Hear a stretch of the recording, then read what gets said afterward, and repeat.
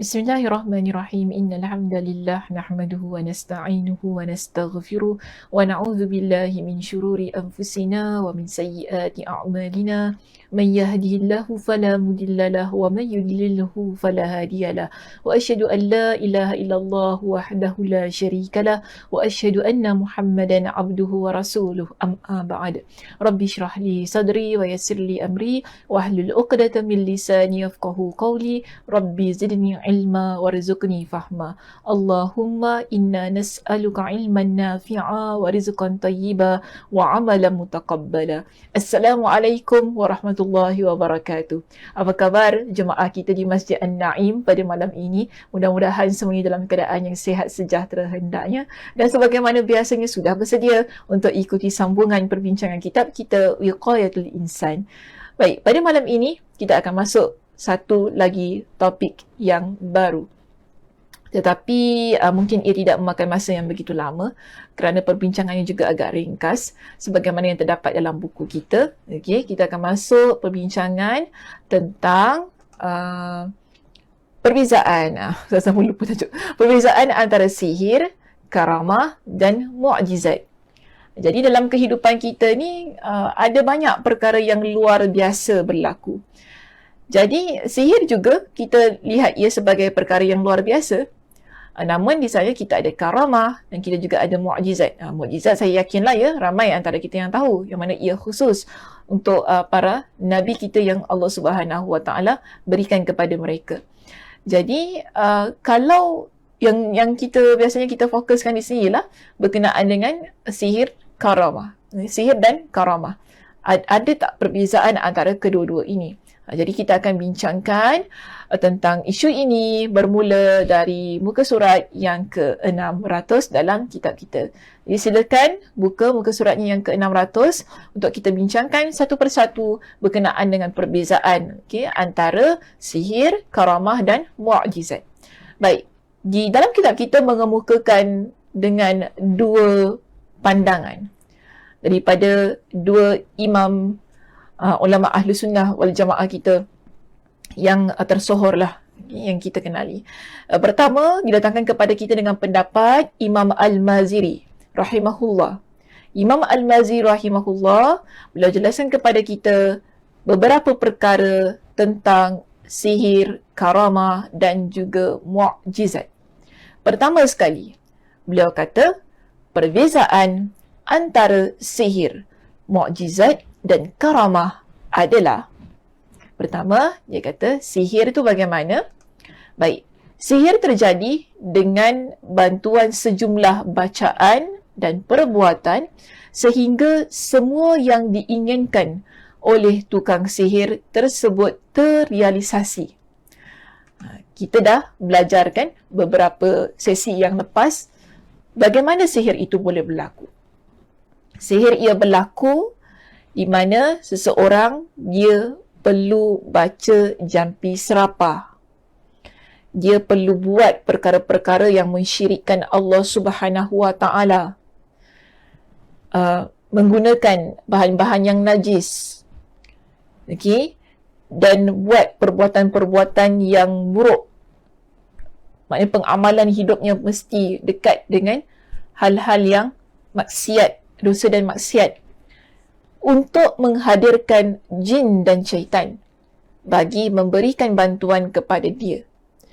Setelah jin dan syaitan itu hadir, maka terrealisasilah apa yang dia inginkan. Dan inilah yang kita panggil ia sebagai sihir. Namun, berbeza dengan karamah. Kenapa karamah ini berbeza? Imam Al-Maziri dia jelaskan kepada kita bagaimana penjelasannya di situ. Baik, disebutkan kepada kita bahawa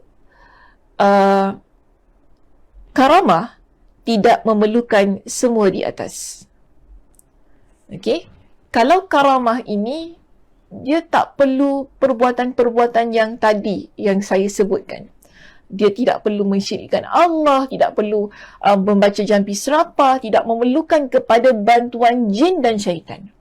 Dan karamah ini dia terjadi seketika dengan taufik dari Allah, dengan bantuan Allah Subhanahu Wa Taala. Karamah itu dia berlaku tanpa orang itu inginkan pun kadang-kadang. Kan? Tanpa orang tu sedar dan dia pun tak sangka, berlaku peristiwa yang luar biasa ini kepada diri dia. Dan ini kita panggil sebagai taufik dari Allah, iaitu bantuan daripada Allah Subhanahu Wa Taala untuk seseorang yang Allah berikan kepada dia dengan karamah. Namun adakah karamah dan mukjizat ini dia sama? Di sini Imam Al-Maziri dia sebutkan begini. Kalau kita kata mukjizat itu dia lebih unggul, maksudnya lagi hebat dari karamah. Kerana sebagaimana yang saya sebutkan tadi, ia berlaku kepada para nabi. Ia tidak berlaku kepada orang biasa. Tetapi mukjizat ini Allah berikan kepada para nabi, para rasul sebagai satu bukti kepada mereka bahawa mereka ini adalah nabi utusan dari Allah Subhanahu Wa Taala.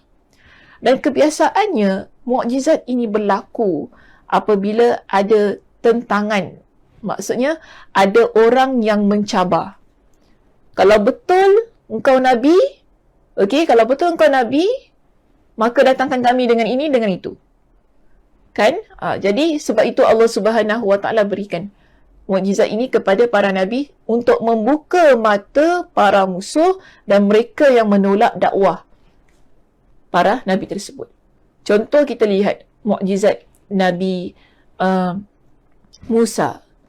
Nabi Musa, kita dah pernah bincangkan mukjizatnya ialah boleh Allah Subhanahu Wa Taala berikan kepada dia, iaitu tongkat dia boleh berubah menjadi ular yang besar, yang mana memakan ular-ular kecil milik ahli sihir. Di situ, sebelum perkara itu berlaku, ada tentangan, maknanya ada cabaran, bukan mencabar, ada isu, ada situasi mencabar. Maknanya, Firaun mencabar Nabi Musa untuk bertarung dengan ahli sihir dia yang dianggap hebat daripada seluruh bumi Mesir itu dia kumpul.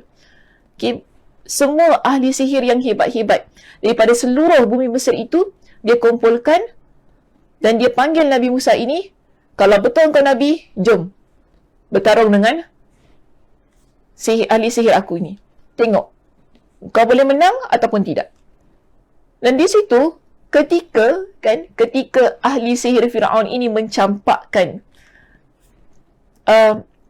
tali-tali mereka yang berubah menjadi ular itu, Nabi Musa alaihi salam, Allah Subhanahu Wa Taala berikan kepada dia dengan mukjizat. Nabi Musa campakkan tongkat baginda, yang satu itu akhirnya menjadi ular yang begitu besar dan menelan ke seluruh ular-ular milik tukang sihir Firaun laknatullah tu. Ini kita panggil sebagai mukjizat, yang mana ia Allah hadirkan bagi menghadapi tentangan daripada pihak musuh, untuk membuktikan kepada pihak musuh ini bahawa dia adalah seorang nabi. Dan apa yang dia buat ataupun apa yang dia hadapkan itu tadi bukan sihir, tetapi adalah mukjizat daripada Allah Subhanahu Wa Taala. Jika kita merujuk kepada pendapat yang diberikan oleh Imam Ibn Hajar Al-Asqalani dalam kitab kita ini. Tadi Imam Al-Maziri dia berikan kepada kita dengan maksud sihir itu bagaimana karamah kemudian mukjizat. Sekarang Imam Ibn Hajar Al-Asqalani dia pun memberikan sedikitlah di sini satu macam ciri satu ciri saya nak terkeluar ayat tu tak terkeluar satu ciri yang menunjukkan kalau karamah ni ia berlaku kepada siapa. Dan di sini kalau kita rujuk pada pendapat kita yang kedua dalam kitab kita di muka surat 600 itu, dikatakan bahawa Imam Ibn Hajar Al-Asqalani rahimahullah berkata, Imam Al-Haramain telah menukil adanya ijma' kaum muslimin yang mengatakan, maknanya majoriti di kalangan kaum muslimin, di kalangan para ulama kita yang menyebutkan bahawa sihir ini dia tidak muncul melainkan dari orang yang fasik. Itu orang yang buat maksiat, maksudnya orang yang fasik ni. orang yang melakukan kemaksiatan. Sebab itu tadi, bila ahli sihir tu kan, bila seseorang dia nak merealisasikan sihirnya, dia perlu melakukan perbuatan-perbuatan maksiat. Jampi serapal yang syirik, dia mensyirikkan Allah tu lah kan, buat perkara-perkara yang berkaitan dengan najis, apa-apa hal lah untuk mendatangkan jin dan syaitan tu tadi. Jadi kita panggil dia sebagai orang yang fasik kerana dia melakukan kemaksiatan. Dan sihir berlaku kepada orang yang sedemikian. Berbeza dengan karamah.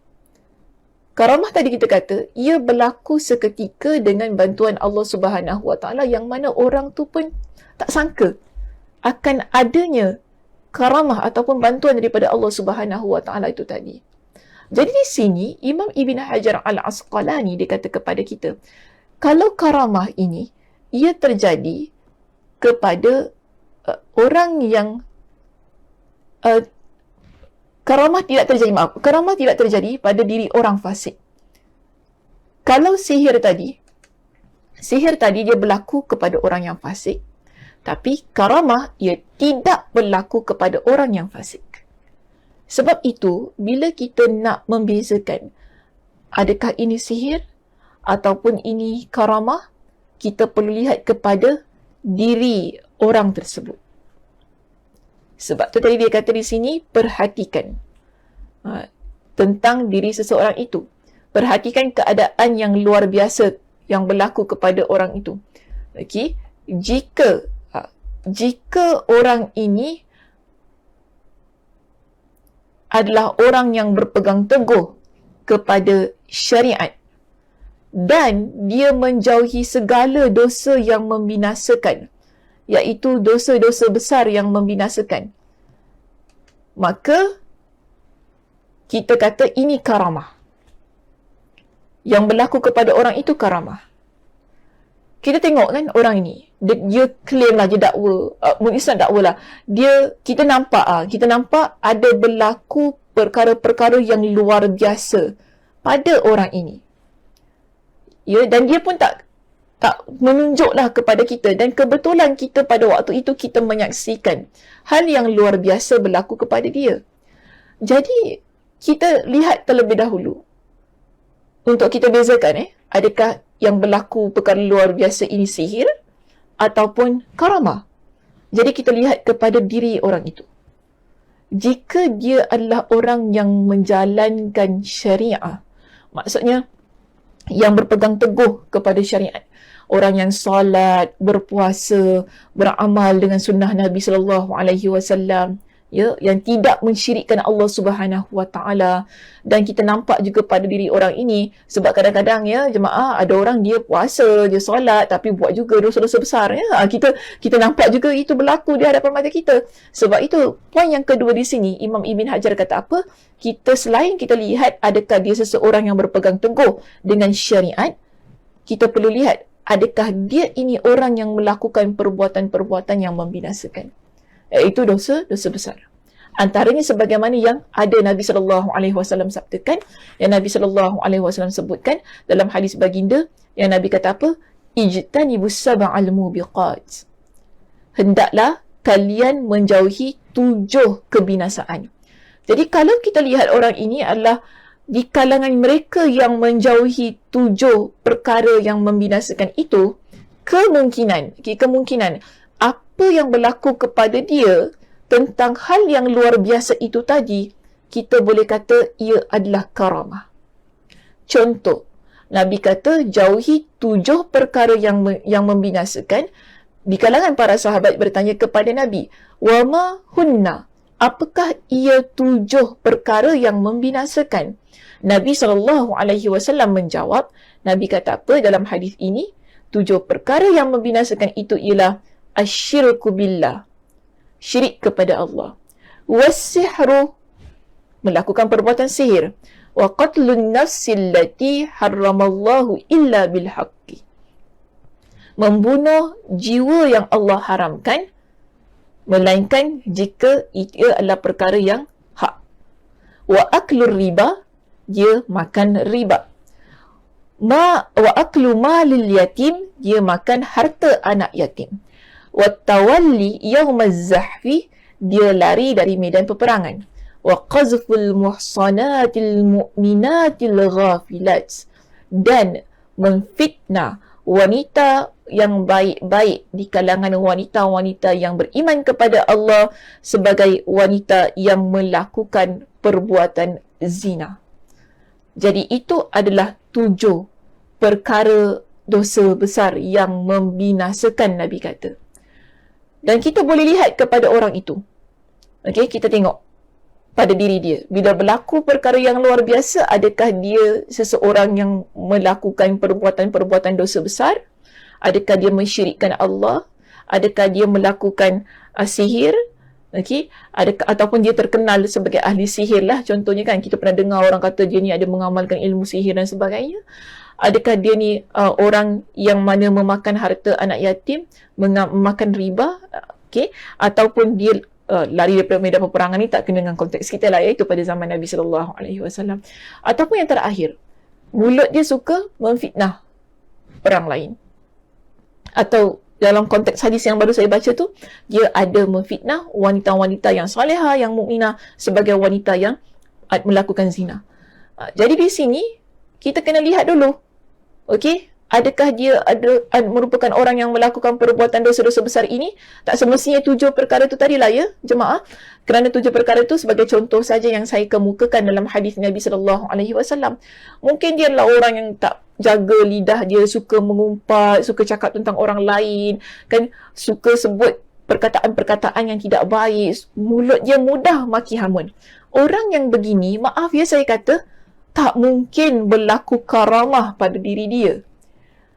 Ya, jika kita nampak ada hal yang luar biasa dia lakukan di hadapan mata kita, kan, dia boleh terbang ke, boleh jalan atas air ke, bukan, ataupun dia ni boleh menghilangkan sesuatu daripada depan mata kita ini, kita tak lihat itu sebagai karamah jika diri dia itu sendiri bermasalah.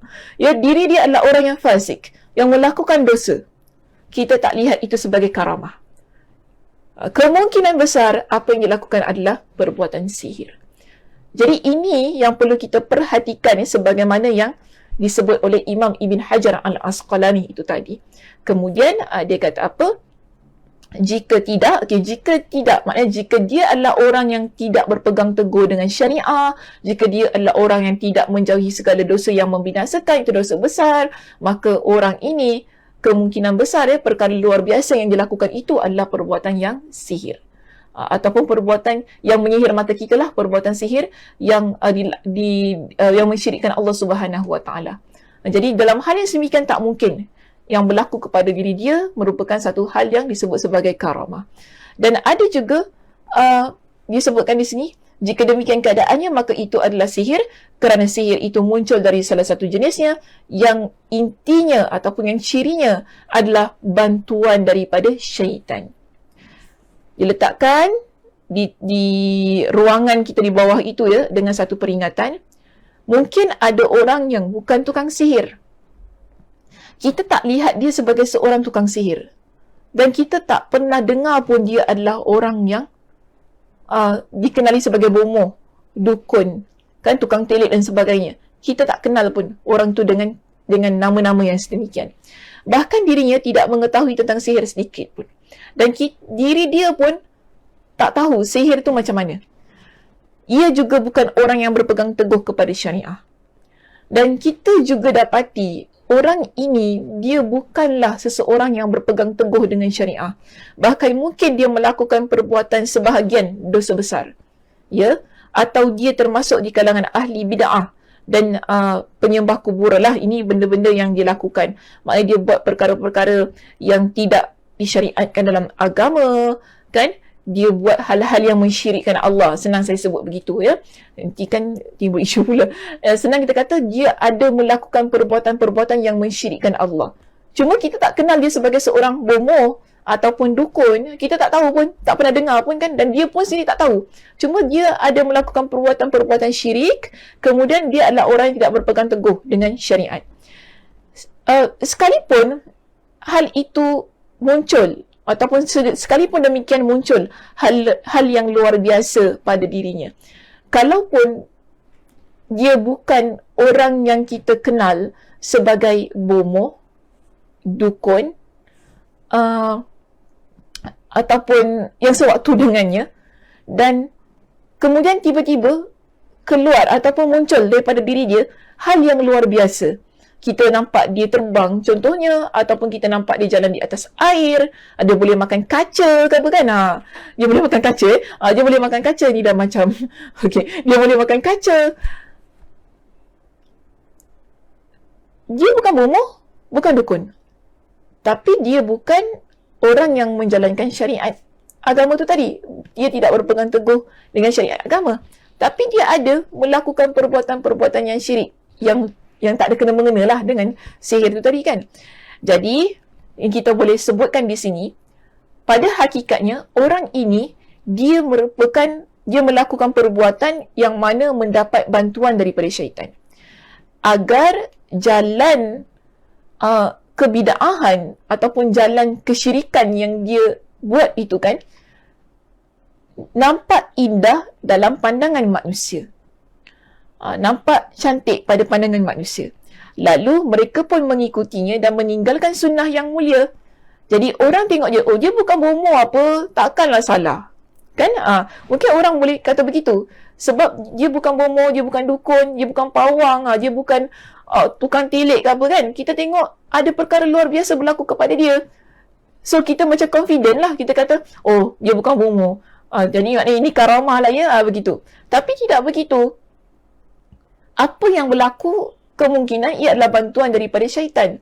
Kerana dalam masa yang sama kita jangan lupa, walaupun dia bukan bomoh, okey, walaupun dia ni adalah orang yang mana disebut tadi kan di sini, yang kita nampak adalah juga jalankan sikit-sikit bentuk syariah ini.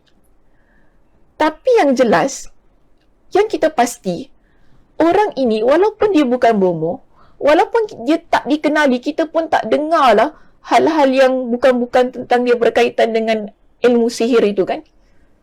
Tapi, jika dia adalah orang yang tidak berpegang dengan syariat, contoh dia tak solat, kan, dia tak berpuasa, dan adalah perkara-perkara syirik yang dia buat sikit-sikit tu, lalu berlakulah hal yang luar biasa pada diri dia, kita kata kemungkinan ini berlaku atas bantuan syaitan untuk menunjukkan kepada kita orang yang tak solat pun ada hal yang luar biasa walaupun dia bukan bomoh, untuk mengindahkan pada mata kita. Ini pendapat yang dikeluarkan oleh Imam Ibn Hajar Al-Asqalani. Dia kata, lalu kita pun mungkin akan ikut apa yang dilakukan dan kita meninggalkan sunnah yang mulia. Hal seperti ini sering terjadi. Jadi Imam Ibn Hajar Al-Asqalani kata apa? Hal yang sebegini dia sering terjadi, khususnya jika orang tersebut adalah pemimpin. Biasanya dia di kalangan orang yang dikenali ramai, orang yang mana ada kedudukan, dan juga dia merupakan seseorang yang mana terlibat dalam hal-hal yang rosak, dalam hal-hal yang sesat. Biasanya begitu. Dengan hal yang begitu, maka kita kata tak hairan, syaitan boleh bantu dia. Walaupun dia bukan bomoh, tetapi ada perkara-perkara yang sesat dia buat dalam hidup dia, akhirnya menyebabkan syaitan bantu dia supaya dia dilihat mulia, dia dilihat sebagai memiliki karamah dalam kehidupan dia, yang menyebabkan orang ramai pun follow dia, ikut dia, jadi followers dia. Sebab itu, ya jemaah, dalam kita ni bergaul di dalam persekitaran kita ini, kita perlu amat berhati-hati ketika kita melihat perkara-perkara yang luar biasa berlaku kepada diri seseorang.